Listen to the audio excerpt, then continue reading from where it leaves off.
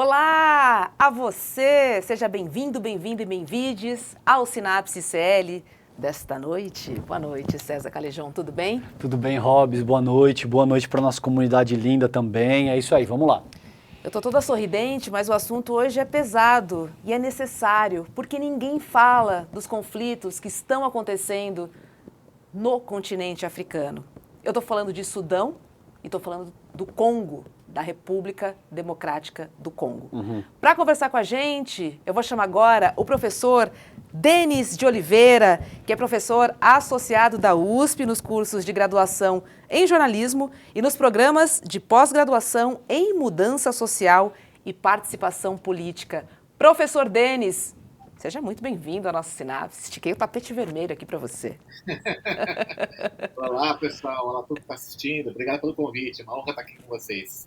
Obrigado, professor. Prazer falar com o senhor. Obrigado por aceitar nosso convite, viu? Uma honra pra gente. E, professor, como eu falei no início do programa, fala-se muito em guerra da Ucrânia, né? Agora falamos muito sobre, enfim, o conflito entre Hamas e Israel, mas não se fala, né, sobre a guerra civil que mata mais que a guerra da Ucrânia no continente africano. Vamos começar do começo. Acho que a gente pode começar sobre as colonizações de ambos os países, né? O Congo foi colonizado pela Bélgica e o Sudão pela Inglaterra. Passei na prova? Passou. Aprovadíssima. Aprovadíssima. Tem uma questão muito interessante, assim, complicada na África, né, que acho que pouca gente tem informação disso. Se você pegar o mapa da África, o mapa do continente africano, vai observar que as fronteiras, a divisão territorial dos países, das nações do continente africano, parecem feitas com uma régua, né, linhas retas. Porque foi uma partilha feita no século XIX entre as potências europeias. Então, a divisão política da África, ela obedeceu aos interesses do imperialismo, né, dos colonizadores europeus, e não é uma divisão feita a partir, né, da própria história dos povos africanos. Então, o que vai acontecer? Né? Então, você tem uma divisão que é artificial, que foi muito mais em função dos interesses da colônia europeia da colonização europeia, do que a partir de um histórico, né, de construção aí dos vários povos africanos. Né? Isso é um dado que é importante. E uma coisa que é importante é que as independências desse país são muito recentes. Então, o Congo foi independente em 1960, o Sudão em 56, então do século XX para cá. E, apesar da independência desses países, né, e vários outros países africanos, anos 70, países de colonização portuguesa, houve uma ação intencional das antigas potências europeias, das antigas metrópoles europeias, em impedir a formação de estados nacionais.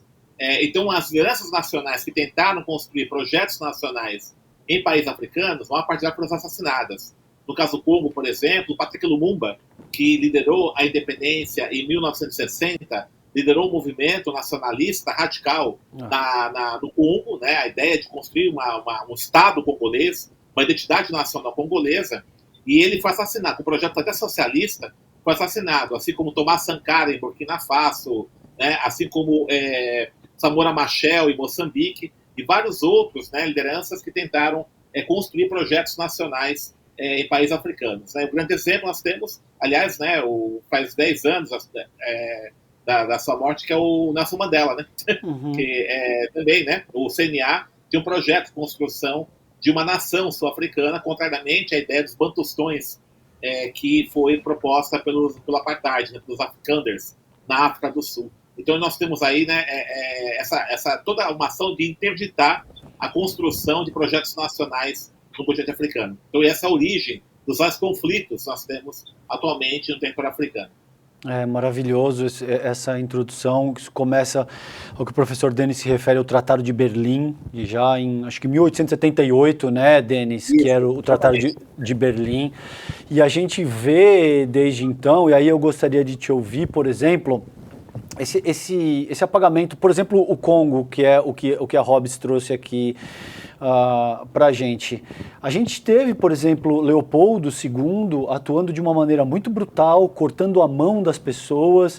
Dados apontam que cerca de 15, algo entre 15 e 20 milhões de seres humanos foram exterminados pelos belgas no Congo, e jamais se fala de genocídio, jamais se fala de holocausto, quando a gente olha em retrospectiva histórica para esse processo tão brutal, né, Denis? Fala um pouquinho, por que, por exemplo, o holocausto, o genocídio contra o povo judeu é classificado de uma maneira bastante incisiva e é lembrado com tamanha ênfase, e considerando o que Leopoldo II fez no Congo, existe esse processo de apagamento ao qual você se refere, né? É muito importante isso, César. Assim, uma coisa interessante, assim, quando o Congo, né, nessa partilha aí do Tratado de Berlim, foi destinado à Bélgica, ele não foi destinado à Bélgica, ele virou uma propriedade pessoal do imperador Leopoldo, como se fosse uma fazenda dele, né? Veja só, uma nação inteira, né, no continente africano, ele foi transformado em propriedade particular do imperador, né, que fosse a casa dele. Uhum. Isso foi absurdo, né? Depois ficou uma colonização belga, né? Exatamente isso. E aí todas essas atrocidades, genocídios, né? Você falou muito aí do Holocausto. Pouca gente sabe, por exemplo, que a tecnologia dos campos de concentração que a Alemanha aplicou durante o regime nazista contra a população judaica, ela foi experimentada antes na Namíbia, né? Então houve um piloto de campo de concentração na Namíbia antes da aplicação ali na Alemanha, na Europa, né? Então é muito interessante isso, né? Que tem alguns autores que falam que toda a consternação com o Holocausto judeu, né, o Holocausto com os povos judaicos durante o nazismo, porque pela primeira vez a experiência de genocídio foi praticado com um povo não negro, não indígena, né, com um povo branco, né, isso que aconteceu. E é muito interessante que durante a conferência de combate ao racismo em Durban, em 2001, vários povos africanos, várias nações africanas, organizações de povos africanos, falavam do Holocausto africano, né? E houve oposição do Estado de Israel que se mencionasse o Holocausto africano, porque eles consideram que o Holocausto só se aplica à experiência da tragédia judaica. Pois é, vamos continuar falando do Congo, professor, porque eu queria entender esse conflito, quando é que ele começou, quem está brigando contra quem? Quem quer o poder? O que está acontecendo? Conta pra gente essa história, por favor. Boa. Então, como eu falei para vocês no início, né, o Congo, em 1960, né, ele teve a independência sob a liderança do movimento nacional congolês. Você tinha algumas lideranças importantes, que é o Patrick Lumumba, Cynthia Dula, Joseph Léo, né? E esse movimento que liderou a independência do Congo, ele era baseada nos trabalhadores, né, movimento sindical. Era um movimento popular, né? Então exerceu forte pressão da Bélgica desde 1958, né? Lutou pela independência, e aí havia um projeto aí, de fato, de construção do Estado Nacional com inspiração socialista. Isso é muito interessante, né? Porque foi muito importante nesse período, né, a existência de um bloco, né, socialista, embora você pode ter todas as críticas, né, que foi aquele bloco do leste europeu, mas inspirou, né, a existência de um bloco socialista. Foi uma inspiração para vários movimentos de independência populares nos países do chamado Terceiro Mundo, do Sul Global. Isso aconteceu, né, nos países do continente africano. Então, no Congo aconteceu isso, então havia um projeto de construção de um socialismo, né? Houve, de fato, durante os anos 50, 60, um projeto de um socialismo africano, com o Julius Nyerere na Tanzânia, né? O próprio Thomas Sankara em Burkina Faso, e o Patrick Lumumba, né, fez parte dessa tradição nessa luta pela independência no Congo, tá, em 60. Entretanto, aquela coisa, né, veja só o que acontece. Essas independências conquistadas aí pelos países africanos, elas são acompanhadas de um brutal boicote dos países europeus. Né? Então, primeiramente, houve corrupção, né, cooptação de lideranças, né, desses países, né, no sentido de que eles interditassem a construção de projetos nacionais, o estímulo a conflitos étnicos, né, conflitos civis, né, para que você impedisse a construção dessa identidade nacional. E quero ressaltar que é muito complicado você montar uma identidade nacional num país colonizado cujas fronteiras foram formadas a partir da colonização, tá? Então não é fácil fazer isso, né? Então é um projeto político que exige aí um esforço bastante grande, né? Então há uma fragilidade econômica e tudo isso. E muito isso em função, veja, não é só uma questão de maldade, né? Há uma questão também de interesses econômicos, porque o continente africano ele é detentor de riquezas minerais estratégicas. Por exemplo, o Congo ele detém 75% das jazidas de um mineral chamado coltan, que é estratégico na produção de celulares, né, das telas de cristal líquido. O coltan é a matéria-prima para a produção das telas de touchscreen. Você tem uma ideia, né, durante um certo tempo, né, quando houve uma queda na produção de coltan lá no Congo, né, em função de vários conflitos, o lançamento uma versão do PlayStation foi adiada, que não tinha essa matéria-prima. Então, o que ocorre, né? De então, suma ocorre, importância, né? Exatamente. Então, o que ocorre, né? Todo esse estímulo de impedir que se forme estados nacionais, aconteceu isso. Então, o que aconteceu? Né? Houve golpes de Estado, né, que derrubaram, o Lumumba não só foi derrubado, mas como ele foi assassinado, assassinado em 61 anos depois da independência, tá? Com apoio dos Estados Unidos, da França e da Bélgica, né? E aí, então, isso acabou levando a uma série de instabilidades econômicas. Durante um certo tempo, o Congo ele foi dominado por um ditador sanguinário chamado Mobutu, né? Ele ficou quase 32 anos no poder, né?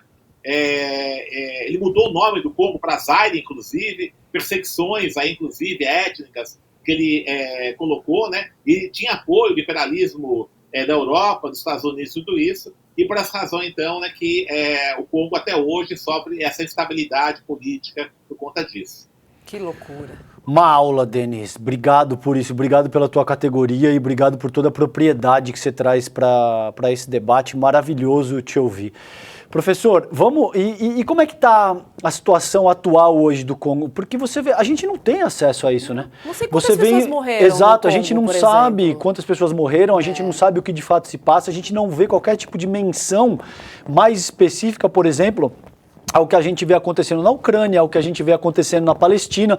Parece que no Congo simplesmente não importa. A gente não tem nenhum tipo de notícia, nenhum tipo de atividade jornalística mais efetiva em cima do contexto que está se desenrolando na nação. Como é que o que o senhor tem de dados considerando o atual cenário que a gente tem no Congo hoje?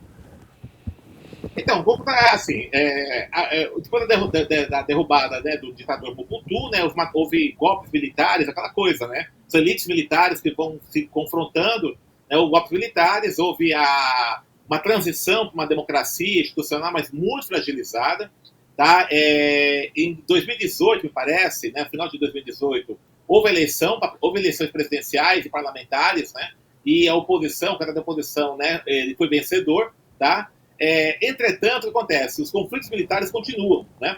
E o governo, né, de então, que perdeu a eleição, né, ele adiou a votação, adiou a posse, então está nessa estabilidade, não aceita a posse e tal. O que acontece? Veja, você tem grupos, como o Estado é muito fragilizado, são grupos, né, muitos paramilitares, inclusive, que vão controlando a extração, inclusive, desses minérios estratégicos, né, com milícias mesmo, e vão disputando espaços, disputas territoriais. Isso vai ocorrer. Tá? Então, o poder central acaba muito fragilizado e alvo de disputas intensas, né, disputas fratricidas, por conta desses conflitos, né, pelo controle dos territórios no qual são extraídos. Né? Então, atualmente, há uma junta, né, militar. O Congo também ele sofreu entre 2018 e 2020 um surto de ebola, né, uma doença terrível, né? Morreu muita gente lá, né, por conta disso, né? Acho que em torno de 3 mil pessoas em 2 anos, tá? Esse surto, né, aconteceu em umas províncias lá lá do Congo, né? Teve também o Covid-19, né, 2020. Você quer ter os dados, né, quantas pessoas morreram do Covid-19, né? E tá assim, né? Tá na situação dessa estabilidade, com uma junta governando e que se busca ainda chegar a um acordo político ali. Mas o que acontece o Congo acaba sendo um território em que ele é fragmentado por disputas de grupos paramilitares para controlar territórios nos quais tem esses minérios estratégicos. O senhor tem ideia de quantas pessoas já morreram nesse conflito, no Congo? Eu não tenho assim, esses números, tá? Porque assim, o problema é que o que acontece, veja, as Nações Unidas, né, todos esses órgãos de governança global acabam não tendo nenhum tipo de intervenção lá, tá? Mas é muito mais assim, 6, 7 mil pessoas morrendo, né, nos conflitos, no geral, a gente não tem os dados mais previstos, né? Agora, a pergunta clássica é, enquanto acontece o conflito, alguém se favorece disso. Quem é e por quê? Quem favorece são o próprio imperialismo, né? E aí, no caso do Congo, especificamente, tem até um vídeo que está na internet circula, que chama Telefones Móveis de Sangue, né? Celulares de Sangue, né? Então, é muito interessante você pegar as milícias que atuam no Congo, que controlam as minas de coltan, no qual você tem aí trabalho escravizados de crianças, né? Crianças escravizadas. Essas milícias controlam os trabalhos escravizados de crianças, extraem coltan, esse minério, né? Vende a preços baixíssimos para as empresas, para intermediários, que depois revendem para as empresas que produzem celulares, né? Então, quem está ganhando com isso? O grande capital. Então, a Apple, Samsung e LG Sempre. são essas que se beneficiam dessa situação. Ótimo, queria os nomes para a gente entender de quais empresas a gente está falando, porque a gente consome dessas empresas também. É importante a gente ter essa informação. Ótimo. E veja a importância, por exemplo, Denis, a gente conversou aqui, acho que há algumas semanas, né, Rô, com o Wagner Miqueias, e o Wagner te dá conta do quanto intrínseco é a relação que existe entre escravidão, moderna inclusive, agora essa que o professor Denis discorre a respeito, e o capitalismo de forma mais ampla. A fala do Denis não poderia ser mais eloquente, mais direta nesse sentido. A tua pergunta também é extremamente pertinente, porque eu acho que a gente, enquanto consumidor, precisa olhar de fato para quem é que está explorando mão de obra escravizada de crianças na África nesse momento, né? E aí vamos falar um pouquinho do Sudão também, Robes? Bora. O que está acontecendo no Sudão, Denis? Se a gente puder abordar um pouco o cenário também. O Sudão, durante 30 anos, ele foi colonizado pela Inglaterra, ele conquistou sua independência em 1956. Né? Esse território do Sudão, ele sempre foi controlado, né, pela Inglaterra, parte pelo Egito também, né? Ali há uma disputa étnica muito intensa, né? Você tem árabe, você tem algumas etnias típicas do Sudão, enfim, né? Ali é bastante bem complexa ali. O Omar al-Bashir, né, ele governou o Sudão durante 30 anos, né, uma ditadura sangrenta, entre 1989 e 2019. E contra ele, inclusive, até se há acusações de genocídio, né, de genocídio contra algumas etnias, né, que eram contrárias, diferentes, né, do qual ele se apoiava. Né. O que aconteceu? Né, em 2019, esse ditador, né, o Omar al-Bashir, ele foi derrubado por um golpe militar, no qual você tinha duas grandes figuras que lideraram esse golpe. Né? Um é o general Abdel Fattah al-Burhan, que era comandante, né, das Forças Armadas do Sudão, do Exército, que derruba, então, né, o presidente, né, o ditador, aí no caso. E o outro é Mohamed Hamdan Dagalo, né, conhecido como Emedti, que ele comandava uma milícia, né, que é chamada Yanamid, né, que era Forças de Emergência, de Ação Rápida, FARC. Né? Essa milícia é o seguinte, ela atuou, né, durante o governo do Omar al-Bashir, é uma milícia que atuava mais ao sul do Sudão, e aí ela foi reconhecida como uma força assessora do exército do Sudão. Tá? Então ela foi uma milícia quase legalizada, né, foi um pouco nessa linha. O que vai acontecer então? Quando tem um golpe, que essas duas figuras acabam sendo protagonistas disso, veja, durante um certo momento, né, tanto o Burhan, né, como o Hemedti, né, que é das milícias, se uniram no golpe, mas rapidamente, essa união é muito estável, rapidamente se divergiram isso. E o que está por trás disso também, novamente, é o controle dos territórios que têm minérios importantes. Né? Então, o sul do Sudão você tem muito petróleo, e o norte do Sudão você tem muito ouro. Tá?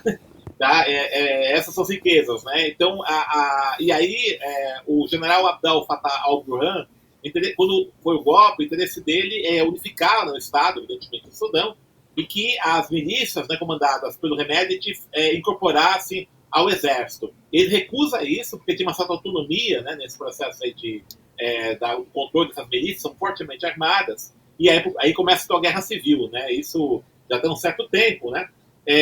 Na verdade, quando tem um golpe militar que derrubou Omar al-Bashir, foi formado um conselho com esses militares, né, que tinha o papel transitório, a ideia, esse conselho militar, governar o país durante um certo tempo, chamar reeleições, né, só que esse conselho acabou ficando no poder direto. Né, o primeiro-ministro, que era civil, ele foi derrubado, né, então, esse conselho militar de transição não teve transição nenhuma, continuou, e é a disputa do poder novamente. Tá? Há, assim, algumas situações muito complicadas ali. O Mohamed Ramon da Galo, né, o Remedit, ele controla Minas de Ouro, né, e a exploração de Minas de Ouro ela é feita por uma empresa chamada M-Invest. Né? É uma empresa russa que, segundo acusações do Departamento de Estado dos Estados Unidos, tem vinculações com o exército Wagner, né? Esse exército aí que é de mercenários aí. Mercenários russos, né? Russos, Ele é apoiado pela Rússia, né, Remédio? Né? Apoio da Rússia a ele, né? Inclusive, essa milícia dele, ela atuou, é quase uma milícia mesmo, né? Ela atuou em conflitos no Iêmen, né? Então tem apoio de certa parte disso. Enquanto que o Burhan, ele é apoiado pelo Egito, né?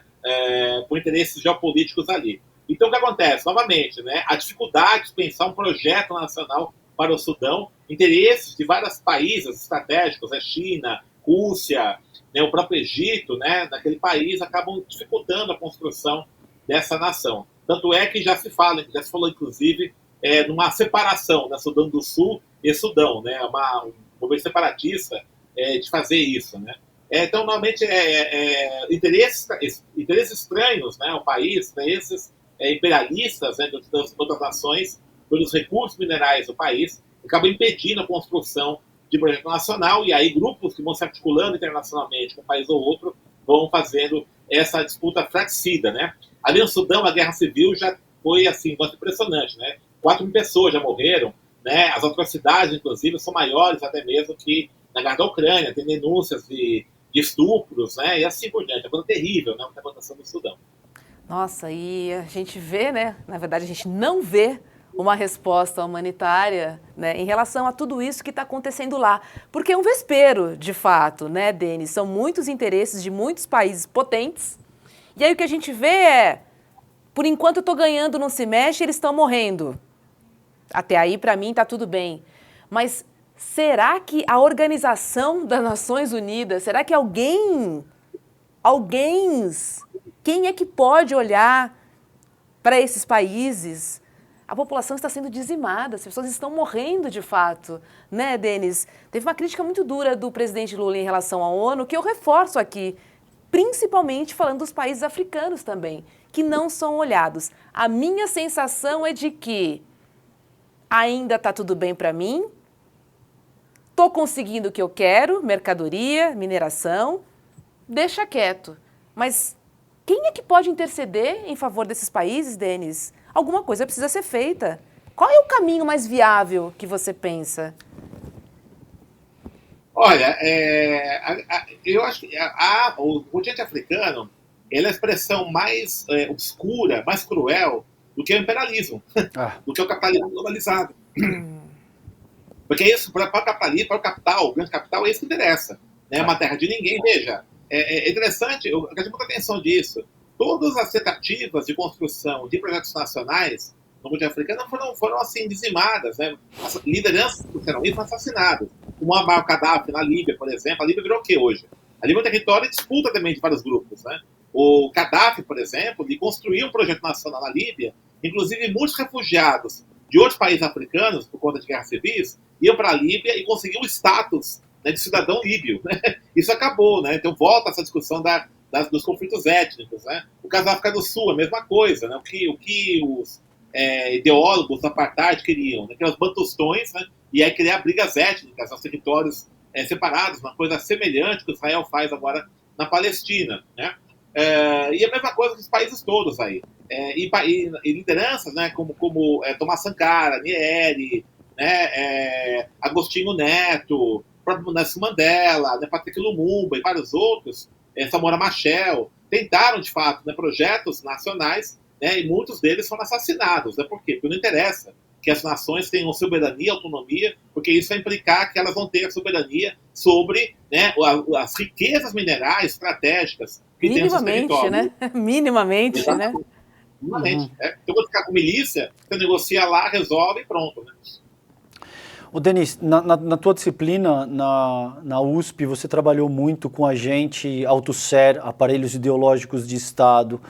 E essa questão africana que você coloca também denota, de uma forma ímpar, como a gente tem toda uma estrutura colonial vigente nesse momento, sobretudo nas nossas mídias hegemônicas, né?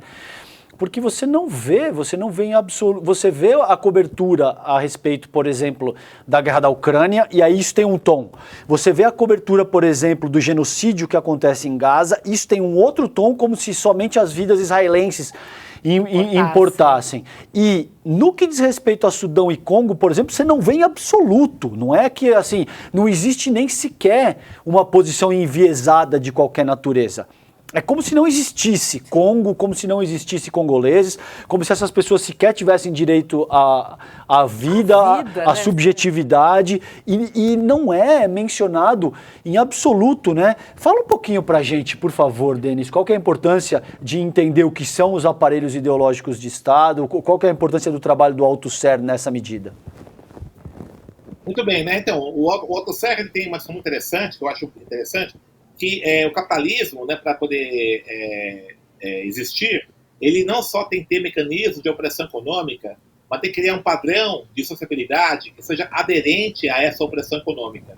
Então, a ideologia, ela atua de que forma? Ela vai interpelar e assujeitar os sujeitos, os indivíduos, numa certa ordem social. Então, o que acontece, no caso aí dos países africanos? À medida que você, primeiramente, né, invisibiliza essas situações, e segundo, você naturaliza a situação de violência, de miserabilidade, você reforça a ideia de subhumanidade nesses sujeitos. Então, o que acontece? A gente fica assim mesmo, tem que fazer, eles não sabem se viver, é sempre briga, tudo isso, né? E não entra em questão, por exemplo, que o que acontece na África é produto de uma ordem social capitalista, que tem pessoas que estão se beneficiando disso. E mais do que isso ainda, né, que essa barbárie que acontece no território africano sustenta a sofisticação que ocorre nos países centrais do capitalismo. Essa é a grande questão, né? Então, por exemplo, né, quando eu falei do coltan, o coltan ali no Congo, né, é a matéria-prima que possibilita a construção das telas de cristal líquido, né, que é uma coisa essencial para esses produtos aí das tecnologias mais contemporâneas de informação e comunicação. Ao mesmo tempo que o Congo tem esse papel, né, por exemplo, acho que é Gana, isso. A Gana, por exemplo, é o principal depositário de lixo eletrônico.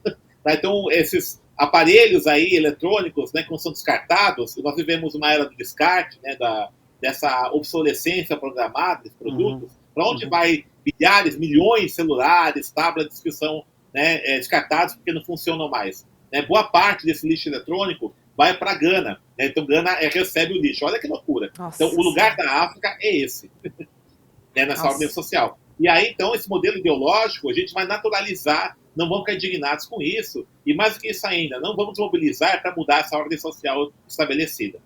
Ou seja, extrai a riqueza e devolve o lixo, né? Exatamente. Do continente africano. Essa é a lógica que é realmente inacreditável, é surreal o que a gente está ouvindo aqui, professor Denis. E muito doloroso, porque veja, aí você tem, veja o nível de ignorância, por exemplo, daquele deputado de Goiás, que eu não vou citar o nome dele, quando ele não entende uma vírgula disso que o professor Denis está explicando ao longo dessa entrevista com a gente, e ele diz que democracias não... Ele está sendo processado por racismo, por isso, inclusive. Democracias não prosperam na África porque africanos não têm QI suficiente.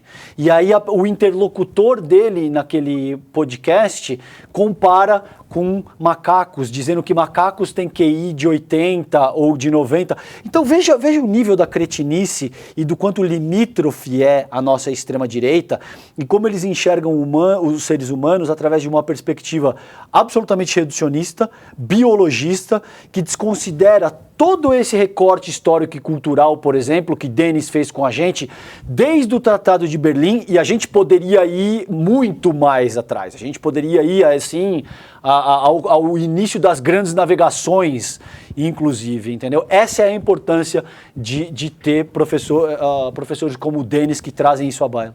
Agora, professor, queria aproveitar também que, né, você dá aula na cadeira de jornalismo e entender se o jornalismo não teria, então, um papel fundamental em dar luz a tudo que está acontecendo no continente africano e talvez, a partir daí, promover uma mudança. Porque a gente vê hoje é a total ausência do jornalismo que é feito por pessoas e para pessoas. Isso. Certo? O jornalismo brasileiro, assim, eu acho ele, na cobertura internacional, uma das piores coisas que tem, tá?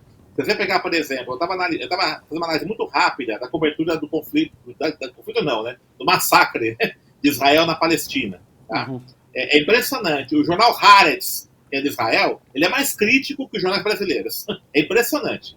Tá? Os jornais israelenses, lógico, defende a guerra e tal, mas tem mais críticas à ação do Netanyahu, né? Aponta algumas coisas e tal, do que os próprios jornais brasileiros, que é um absurdo, né? Chega a um ponto assim maluco, né?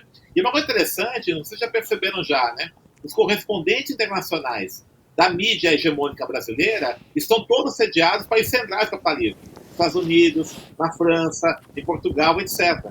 Então, por exemplo, não falar da guerra de Israel-Palestina a partir da onde? A partir ou de Tel Aviv, um ou outro, ou lá de Paris, ou dos Estados Unidos. Então é evidente que eles vão reproduzir a agenda do imperialismo nessa cobertura, né? Não tem nenhum correspondente na África, não tem. Na América Latina também, raramente. Manda enviado especial, quando tem mais para a Argentina, quando tem uma eleição e tal, não tem. Quando eu conversei, inclusive, com alguns editores internacionais de jornais e mídias brasileiras, hegemônicas, né? O que eles comentaram? A população não se interessa por isso. Eles querem ver os países que eles gostariam de viajar, né? Isso é uma piada, é ridículo isso, né? Veja, se o Brasil tem uma agenda geopolítica própria, e a gente observa, inclusive, né, que já há um certo tempo, né, até no governo Lula mesmo, né, começou um pouco de abrir um pouco as perspectivas de ação no Brasil. O Brasil tem negócios em países africanos, na América Latina, no Oriente Médio, né, tudo isso, né, tem relações econômicas, busca abrir um pouco o leque, né, de relações econômicas do Brasil. Hoje, o maior parceiro econômico do Brasil é a China, né, mais Estados Unidos, né, tem mais compra e tal. E é evidente que ao fazer isso, você vai ter brasileiros trabalhando nesses países todos, né? O que acontece nessas nações, nessas localidades, interessa, inclusive, até mesmo aos empresários brasileiros. Veja, uma cobertura dessa é horrorosa, né? Sim. Então, interessa, assim, né, até mesmo para as lideranças econômicas do Brasil, né, do empresariado do Brasil, o que está acontecendo na África, o que está acontecendo no Oriente Médio, interessa isso. Isso é importante, né? Porque o mundo, né, a geopolítica internacional é muito mais complexa. E a gente observa, né, uma certa ignorância, né, de alguns correspondentes internacionais brasileiros, né, da cobertura internacional brasileira, que ela chega a ser menos crítica, mais adesista do que a própria imprensa de Israel, dos Estados Unidos e assim por diante, né. Então é uma reprodução aí da agenda imperialista, e isso é a expressão dessa ideologia que está presente no jornalismo brasileiro. Ô Denis, e muitas vezes quando eu faço essa análise, as pessoas me dizem, sim, mas vocês de esquerda, por exemplo, tendem a achar que, por exemplo, o Império Americano fica pautando os nossos jornalistas, por exemplo, da Globo News ou essa gente. E o processo, ele é muito mais eficaz do que isso, né? Você tem, por exemplo, eu sei que você é um leitor atento de Fanon também, me corrija se eu estiver errado, mas o Frantz Fanon é um cara que fala muito a respeito de como é que a mentalidade está introjetada num nível muito mais profundo. Então, assim, quando você tem jornalistas da Globo News, não é que o Departamento de Estado americano necessariamente sente que, olha, é isso ou aquilo que você vai dizer. Isso é um processo de colonização mental que vem acontecendo ao longo da história dessa pessoa. Sim. Ela foi exposta a uma determinada propaganda, ela assistiu filmes estadunidenses. Menos Heloísa Vilela, vou dizer aqui, menos Heloísa Vilela. A nossa Elo Vilela é extremamente corajosa, extremamente capaz e, de fato, conseguiu, a despeito de ter passado pela Globo durante muito tempo, conseguiu ser uma raríssima... Exato, por muito tempo. E morar nos Estados Unidos, conseguiu ser uma raríssima exceção. Agora, Denis, o que eu gostaria de uma reflexão tua é o seguinte, enquanto comunicador, enquanto intelectual que pensa as nossas questões mais prementes, o que pode ser feito nesse sentido? O que você acha que pode surtir algum efeito para endereçar essa questão de uma maneira mais objetiva? Tem um problema assim que nós temos, né? Que não é que é impeditivo, né? Mas é um problema objetivo assim, né? Países muito grandes, continentes, eles tendem a voltar para si próprios. No caso do Brasil, tá? Isso que fala muito é o jornalista Breno Altman. Né? Ele fala o seguinte: olha, países muito grandes, Brasil, Estados Unidos, Rússia, e tal. A tendência, a opinião pública, está mais voltar para si própria, porque o país é tão grande, tem tantas contradições internas, né? Que até mesmo o que está acontecendo fora acaba não tendo muito impacto. É muito diferente, por exemplo, países muito pequenos, que até mesmo a dependência externa é maior. Tá? Porque são menores, né? Então a tendência é você ter uma relação externa mais intensa, assim por diante. Tá? Esse é um dado, só que para a gente entender porque o Brasil, você vai pegar, que a cobertura internacional do Brasil ela é mais frágil. Se você comparar, por exemplo, a cobertura internacional do Brasil com de jornais de países aqui vizinhos nossos, América Latina, Bolívia, Equador, tal, ela é mais frágil nesse aspecto por conta disso, né? Por conta que o Brasil é um país muito grande, né? Ele é diverso, então mal dá conta, inclusive, das contradições internas que o Brasil já tem. Então isso é um dado só para a gente poder apontar. O que eu acho que falta é uma formação geopolítica internacional. Tá? A gente não tem. Esse debate geopolítico no Brasil é muito frágil. Tá? Quando eu digo isso, na formação, inclusive, nas faculdades mesmo, na formação dos jornalistas, né? No próprio jornalismo brasileiro, esse debate geopolítico é muito mal feito. Né? Primeiramente, você vai observar que tem um pseudo-moralismo, né? Que é assim, ele chega até a ser ridículo, né? Por exemplo, a gente sabe que nessas relações internacionais, esse debate de direitos humanos, democracia, é fachada, é conversa, né? Então, quando você observa assim, né? Eu lembro assim, uma entrevista muito interessante, assim, vou lembrar agora da jornalista, mas também isso não importa, da Folha de São Paulo, quando entrevistou, eu acho que o Celso Amorim, um pouquinho antes da eleição, né? Do Lula falando, né? Sobre as relações e tal. E aí ele falou assim, não, ela perguntou assim, essa jornalista, né? A China é um país que não respeita direitos humanos, não é um país democrático, né? Então como é que você quer ter relações com a China, né? E o Celso Amorim falou assim, olha, o Brasil tem interesse com a China, né? Então, por exemplo, né, as vacinas do Covid-19 eram de lá, né?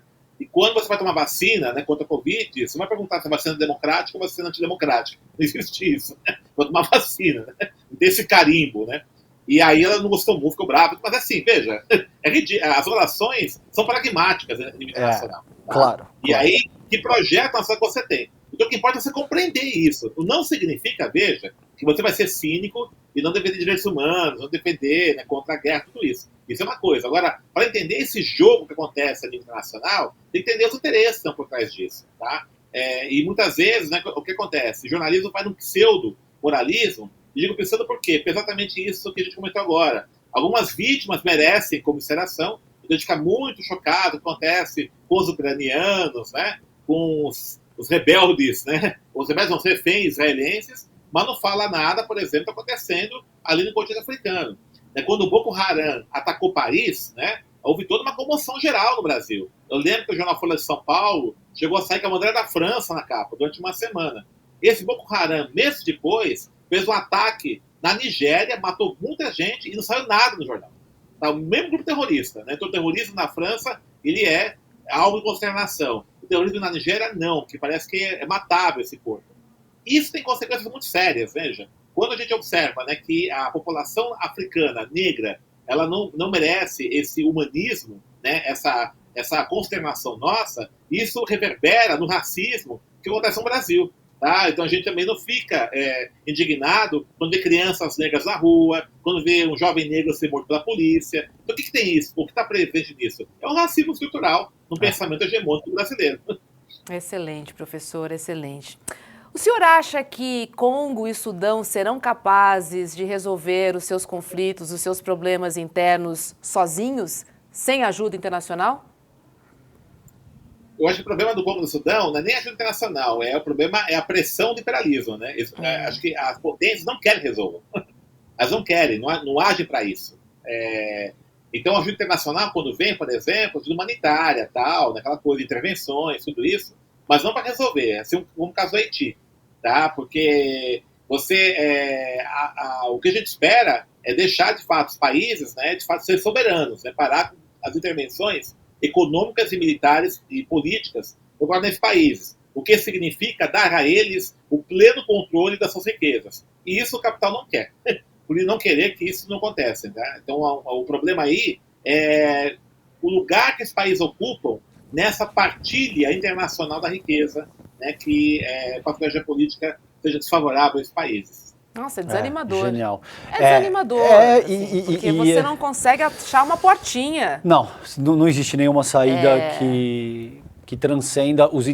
Veja, a questão aqui é a seguinte, quando a gente estuda relações internacionais, a gente é ensinado de que, sobretudo, existem, por exemplo, a despeito de todos os problemas das democracias liberais, que elas seguem os direitos humanos, de que existe um certo consenso ao redor da Declaração Universal dos Direitos Humanos e que existe algo que se convencionou chamar direito internacional público e que esses seriam os principais reguladores da sociedade internacional.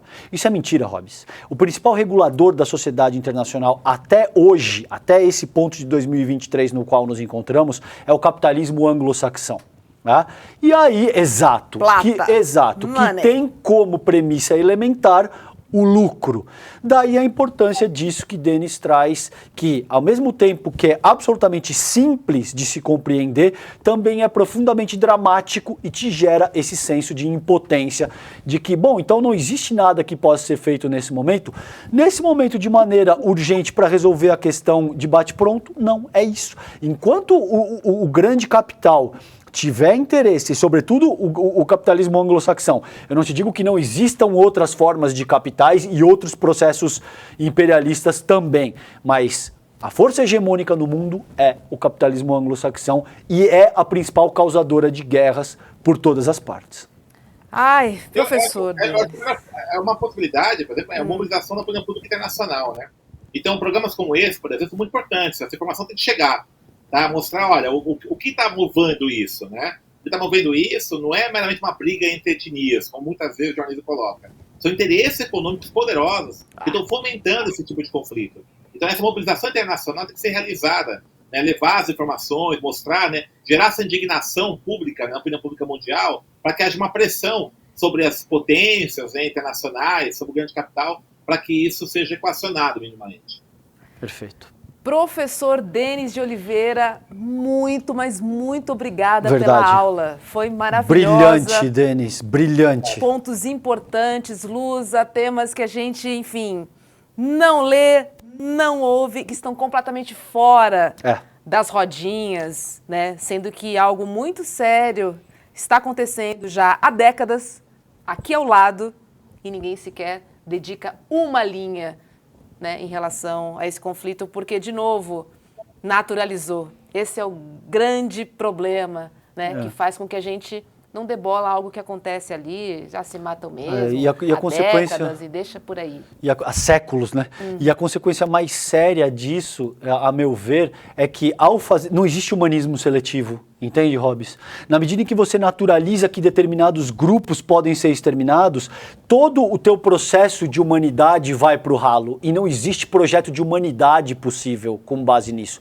Isso é que é mais triste, entende? Então, ao tolerar que determinados países sejam massacrados em nome do capital, todo o nosso processo de humanismo vai ralo abaixo. Humanismo, você diz, nosso quintal, aqui na nossa casa. É, né? Um projeto que nos identifique enquanto espécie única, parte de uma mesma família. Isso não é possível enquanto a gente tolerar que determinados grupos sejam exterminados sem que a gente sequer, como você muito bem colocou, noticie, escreva uma única linha a respeito desses povos. Então, daí a importância de ter grandes pensadores como o Denis, que traz esse esclarecimento para a gente no programa de hoje. Obrigado, professor. Uma honra recebê-lo, viu? Eu que agradeço o convite. Muito obrigado mesmo.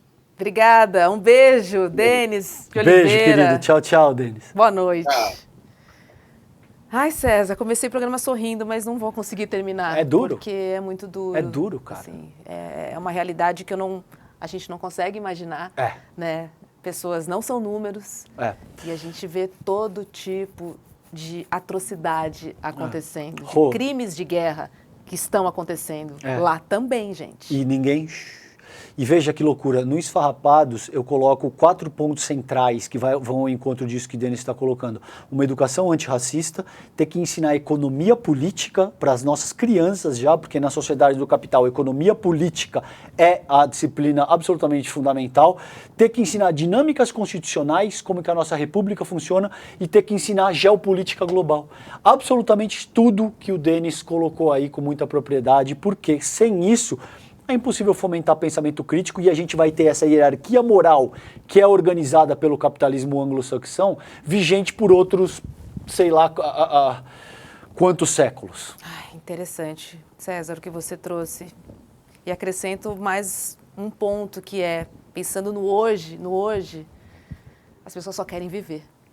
As pessoas só querem acordar no outro dia, porque a situação é essa. Mas isso não está acontecendo. Exatamente. Essas pessoas estão sendo exterminadas. Exatamente. Tanto na Palestina, quanto no Sudão, quanto no Congo, a diferença é que algumas vidas são sequer noticiadas. Sim. Outras nem entram em pauta. Essas pessoas são exterminadas como se elas simplesmente não existissem. Respirando aqui. Deixa eu trazer a próxima aula, que já tem dia e hora para acontecer. A próxima aula online e aberta, olha lá. Dia 17 de dezembro, às 8 horas da noite, com Eduardo Marinho e também Eduardo Moreira. A gente vai conhecer a história do Eduardo Marinho, que é filho de militar, estudante de direito, né? Chegou a ser bancário e largou tudo para viver nas ruas. E essa experiência que ele divide com a gente no domingo. Então, corre lá no icl.com.br/sinapse e garanta a sua vaga nessa aula imperdível. A programação do ICL começa às 7 da manhã com o Leandro Demore e o seu Desperta. E logo depois tem ICL Notícias, primeiríssima edição, das 8 às 10h30 da manhã. E às 7h30 da noite, você já sabe, estamos aqui sinapsando juntamente com você. Certo? Certíssimo, é isso aí. Beijo na alma e no coração. Boa noite. Fiquem bem. Tchau, tchau. Põe na agenda que esse vale a pena. 17 de dezembro, domingo, às 8 horas da noite, Eduardo Marinho, filósofo das ruas, sucesso da internet, das redes sociais por suas reflexões e textos, vai dar uma aula para o Instituto Conhecimento Liberta. Para você participar dessa aula ao vivo e que não tem replay, clique no link aqui em cima ou aqui embaixo e se inscreve agora, gratuitamente. A gente se vê lá.